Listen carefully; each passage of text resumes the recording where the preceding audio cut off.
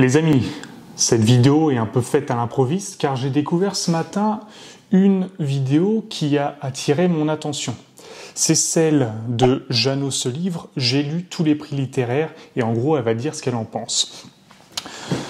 Je n'ai pas encore vu la vidéo, mais je suis tout à fait friand de, à mon avis, ce que j'attends dans cette vidéo, c'est une critique générale sur les prix littéraires. Alors, je connais que le prix Goncourt, ou du moins les écrivains qui ont remporté ce lauréat. Alors j'avais lu Nicolas Mathieu, que j'ai trouvé très bien. J'ai pas lu Jean-Paul Dubois, mais j'avais lu un autre livre de lui que j'ai pas du tout aimé.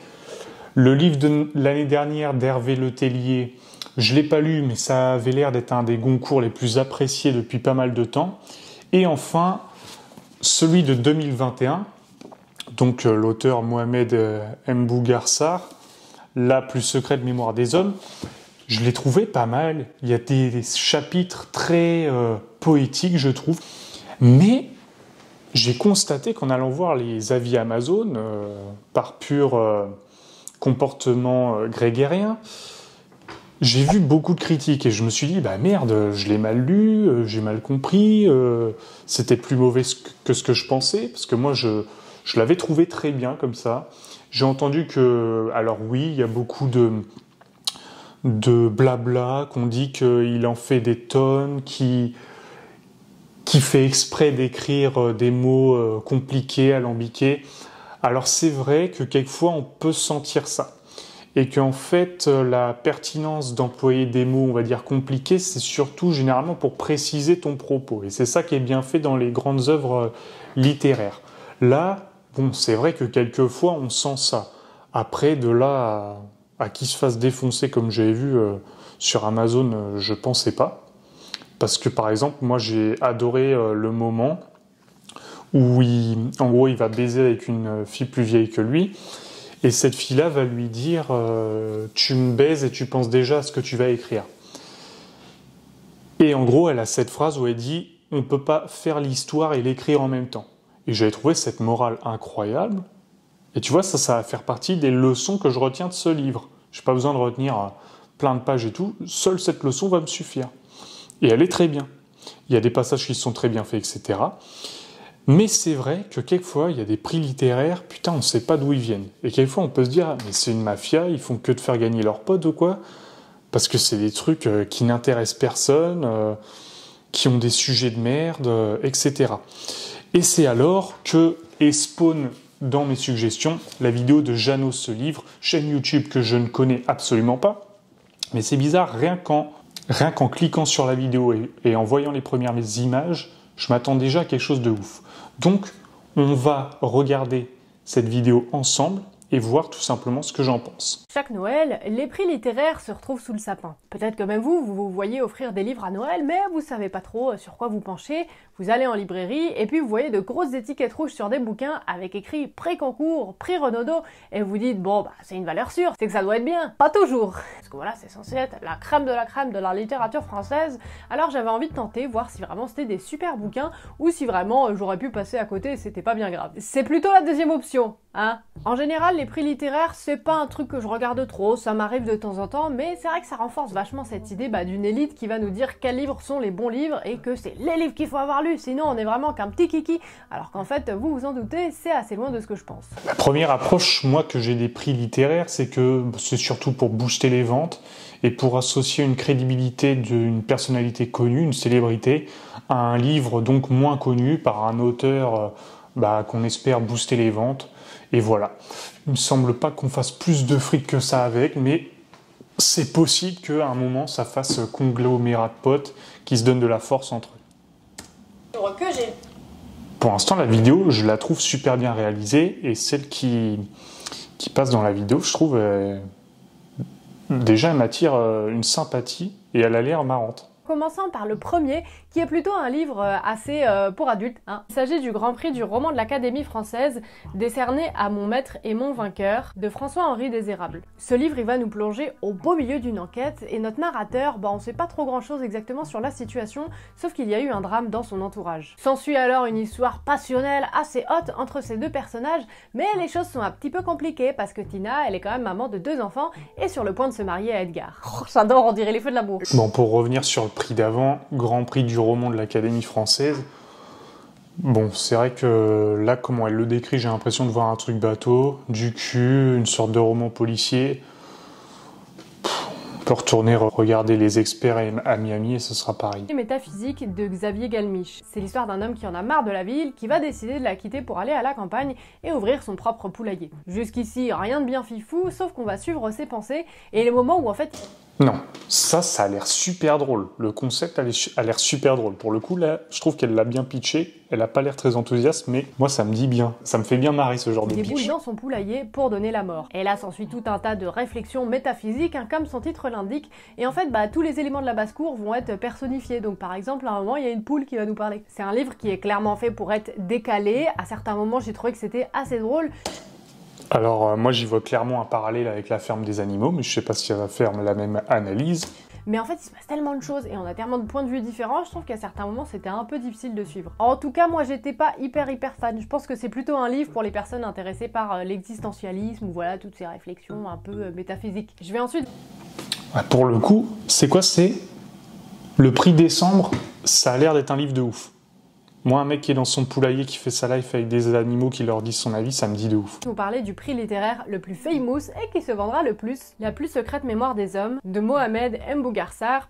Faut savoir que dans le monde, comment on classe les prix littéraires, c'est grosso modo, t'as le premier, c'est le prix Nobel, et le deuxième, en plus prestigieux, ce serait le prix Goncourt. Donc, celui-là, cette année, en 2021, mais cette vidéo sera sûrement publiée en 2022.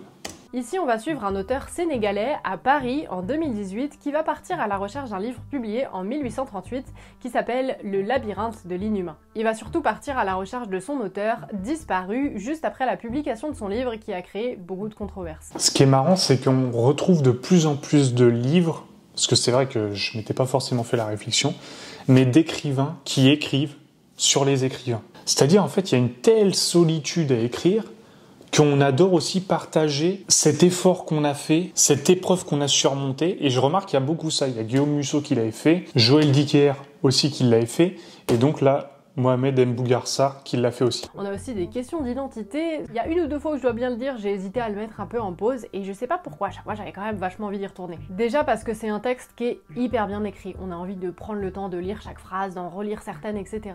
Et aussi parce que je pense... Ce que je te disais avant, c'est que par exemple, tu vois, sur Amazon, on dit que il y en a qui disent que les phrases sont alambiquées, les mots tirés par les cheveux, et par exemple, elle trouve ça plaisant.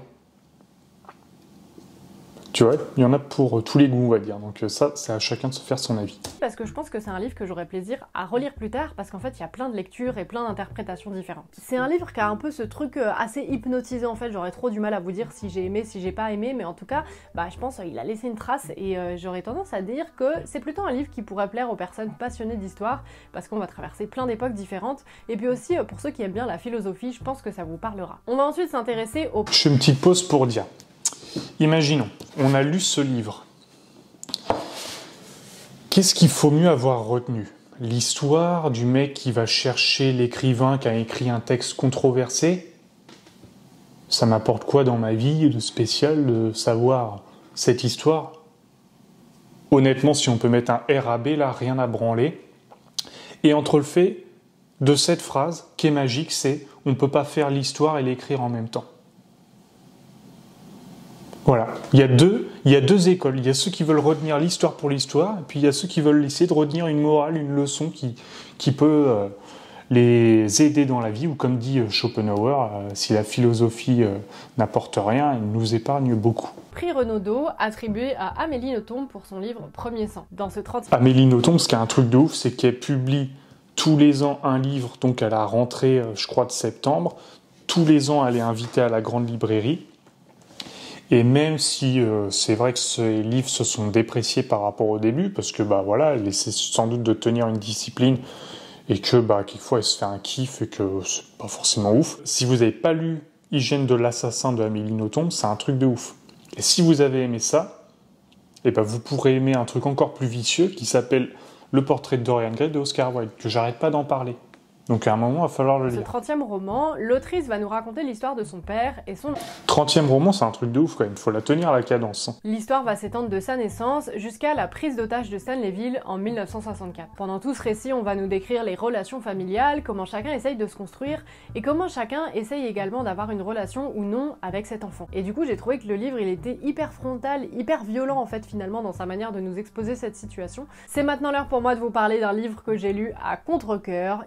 Bon, pour faire un petit review du prix Femina, je remarque surtout deux types de lecteurs entre moi et du coup Jeannot. C'est qu'elle a l'air très intéressée par l'histoire, tandis que je pense que quand on commence la lecture, on est vachement intéressé, focus sur l'histoire. Puis plus on lit, plus on comprend que les histoires elles se ressemblent toutes, qu'il y a juste la couleur des murs qui change limite.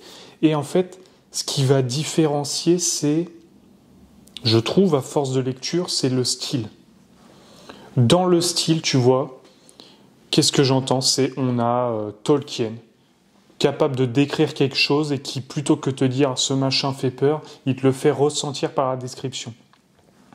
Donc tu vois, ce serait par exemple la même histoire, mais entre quelqu'un qui te décrit, qui te fait peur par la description, et entre quelqu'un qui te dit le Balrog il fait peur, c'est la même histoire, mais comme l'histoire est apportée de manière différente grâce au style, et c'est là qu'on a, comment on peut dire, un orgasme de lecture.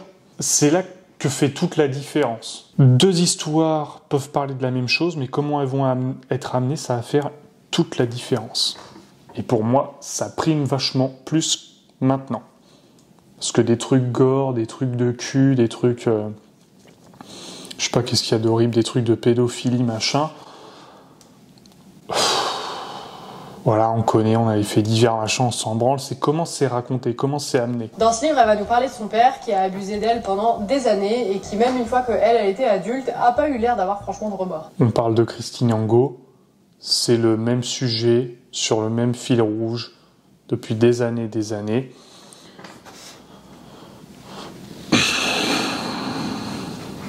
Bon, il y a les victimes qui guérissent, puis il y a les victimes qui entretiennent leur maladie. L'autrice, elle nous parle en fait de ce phénomène d'emprise où même une fois à l'âge adulte, elle va avoir tendance à aller retourner vers son père et du coup c'est hyper glaçant à lire. Après, tous les bouquins en général où il y a une histoire d'agression sexuelle ou de viol ou quoi que ce soit, j'avoue moi ça a plus tendance à me crisper maintenant.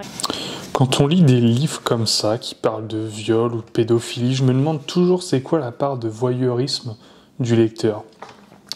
Et c'est ça quand même que je trouve assez malsain. Et pourquoi je suis pas particulièrement fan de ce genre de livre. À chaque fois, c'est comme si je le lisais, et par-dessus moi, il y a un autre moi qui me dit « T'es vraiment un gros porc ». Et donc, je déteste lire ce genre de livre. C'est pour ça que ce prix-là, par exemple, je le lirai jamais. Et puis que j'en ai plein de cul de ce genre de livre. Parce que je vais enfin vous parler d'un livre que j'ai vraiment aimé. Oui, c'est le premier. Écoutez, il faut un début à tout. Il s'agit du prix Interallié. Parce qu'à un moment, on se demande s'il gagne le prix par le pathos ou par le talent. Et Ne t'arrête pas de courir de Mathieu Palin. Le journaliste et écrivain va nous parler de sa rencontre avec Toumani Coulibaly, athlète et braqueur. Il va être assez obsédé par l'histoire de cet homme qui avait absolument tout pour réussir, mais qui va se retrouver rattrapé par des histoires de vol. C'est un livre, je pense, qui pourrait plaire plutôt aux personnes qui aiment les enquêtes journalistiques. Alors je pense que ce livre, donc, prix Interallié, je pense qu'il est intéressant du point de vue qu'on nous présente un même homme sous deux facettes différentes. Ce qui me gêne le plus, c'est toujours le ton de la confession et qu'on risque très vite de verser dans j'étais bon et tout le monde était méchant. Alors je dis pas que ce livre fait forcément ça, mais c'est tellement la tendance dans les écrits actuels. Dès qu'on fait une confession, qu'on parle de sa life, on est le meilleur, tous les autres sont méchants et c'est insupportable. Donc je suis même pas sûr de le lire. Là, vraiment, le livre qui me dit bien, c'est le truc du poulailler. Ça a l'air très très marrant.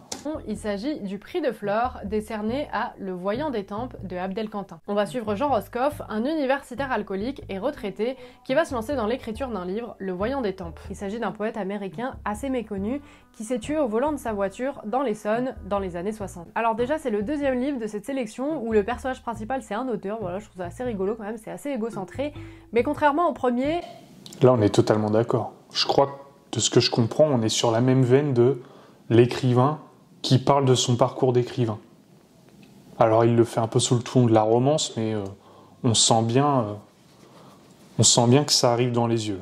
Bah là, le personnage, il est pas du tout sympathique. Non, j'ai du mal. Il est dépeint comme un anti-héros, et là, chapeau à l'auteur. Celui qui a écrit le livre, hein. Pas celui qui a écrit un livre dans le livre. Ah, ça m'a fait mal à la tête. C'est donc tous les livres dont j'avais envie de vous parler aujourd'hui. Franchement, c'est pas fameux. Je vous avoue que quand j'ai terminé de lire tout ça pendant quelques jours, bah j'avais même pas trop envie de lire parce que j'avais peur d'être déçue par le prochain bouquin que j'allais lire. En général, c'est des livres qu'on va récompenser surtout pour la beauté de l'écriture. Ça va être surtout de la fiction dite traditionnelle. Pour être emporté dans une fiction, moi vraiment, j'ai besoin qu'on me tienne par la main, qu'on m'explique un peu ce qui se passe, et je me rends compte que je suis pas la seule parce que les livres les plus lus chaque année, c'est des livres de Guillaume Musso, de Franck Tilliez, enfin des livres où on explique un peu ce qui se passe.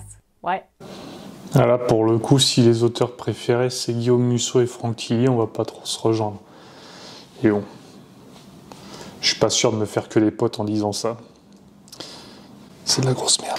Du coup, mes goûts littéraires sont assez éloignés et moi, je me reconnais pas du tout dans ces prix. En tout cas, c'est sûr, j'aime pas me forcer à lire, j'ai pas de rôle. Et puis, si vous avez envie d'offrir un livre à Noël, bah franchement, faites-vous confiance, essayez d'offrir un livre que vous avez aimé ou que quelqu'un que vous aimez bien a beaucoup aimé. En livre à offrir, je pense qu'il faut pas trop se fouler et on va pas se mentir, offrir un livre qu'on a lu, généralement, je comprends qu'on lise pas, donc c'est même pas la peine de faire ça. En livre à offrir, s'il y a des... suggestions que je peux faire. Harry Potter, incontournable. Marc Aurèle, Pensée pour moi-même, 99 francs. Livre percutant, avec un langage aussi de notre temps. Et quoi d'autre? Je vais vérifier sur mon appli. Qu'est-ce qui pourrait plaire? Allez, je me risque sur Par-delà bien et mal de Nietzsche, qui est un petit recueil de citations, on va dire. Alors je dis petit, il fait 500 pages ou un truc comme ça, hein. On s'est compris. La vague de Todd Strasser, incontournable. L'alchimiste de Paulo Coelho. Et allez, je vais dire Outliers de Malcolm Gladwell. Voilà, ça ce serait des livres pour donner envie de lire. Parce que généralement on offre un livre à quelqu'un qui n'aime pas lire, soit un peu à tout le monde.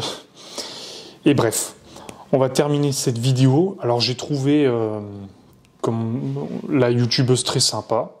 Je trouve que c'est bien filmé, bien produit. Elle parle très bien, elle a l'air marrante. Bah tiens, je vais m'abonner pour voir ce qu'elle fait, ça a l'air sympa. Je pensais qu'elle allait être plus encore en train de tacler dans la vidéo.